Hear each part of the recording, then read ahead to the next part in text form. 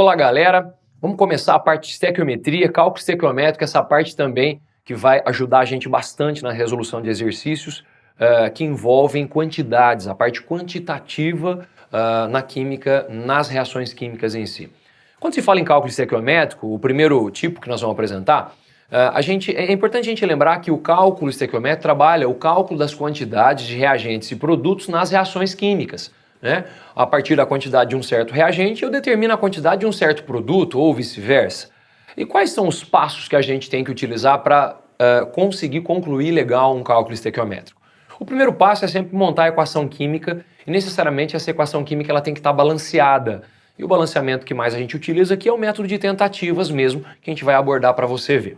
Nós temos também aí que fazer a proporção molar, é tirar a proporção a qual a gente tira a partir do balanceamento que foi feito, correto? Nós vamos fazer também no exercício.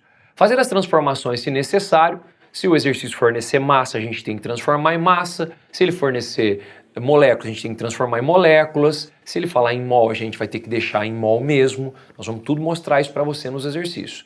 E o último passo é a gente montar realmente uma regra de 3 para a gente finalizar o nosso cálculo estequiométrico. Eu trago aqui alguns exemplos para você. A primeira relação é a relação mais simples do cálculo estequiométrico, que é a relação mol-mol.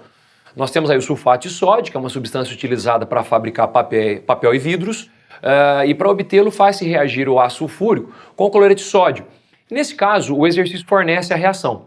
Ele parte de 7 mols de NaCl, né? E ele pede para a gente calcular a quantidade produzida de Na2SO4 de HCl em mols. Portanto, olha, ele fornece uma quantidade em mol e pede a resposta também em mol. Montando a reação, que já está pronta, já está balanceada, a gente consegue observar que a proporção molar é 2 mol de NaCl para 1 de sulfato de sódio para 2 de HCl. Tranquilamente, a gente já coloca 7 mol debaixo do HCl. Note que em mol a gente não precisa converter nada, porque na regra de 3 tem que realmente ficar mol debaixo de mol. Eu coloco X no Na2SO4, Y no HCl e a gente consegue determinar os valores de X e Y tranquilamente, 3,5 mol, 7 mol. Relação mol-mol, primeira relação que eu gostaria de mostrar para vocês.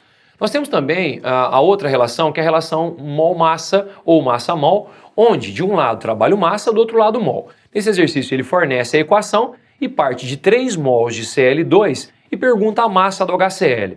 Bom, no primeiro momento a gente tem que calcular a massa molar do HCl, que seria 1 do hidrogênio mais 35,5 do cloro, totalizando 36,5.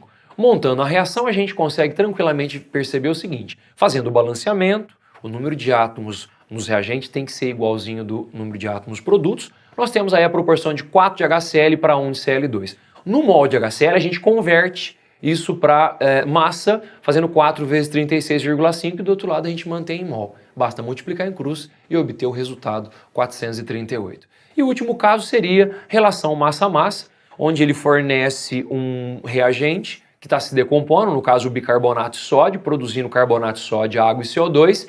E aí a gente consegue, no balanceamento, verificar que 2 mol de NaHCO3 está para 1 mol de Na2CO3. Transformo dos dois lados em massa, porque ele menciona massa para os dois lados, calculando as massas molares dos dois. Com isso a gente consegue, a partir de 168 gramas, calcular a massa do Na2CO3, que daria 106 gramas, e com isso a gente marca tranquilamente a letra C. Essa é a relação massa-massa no cálculo estequiométrico. É isso aí, pessoal.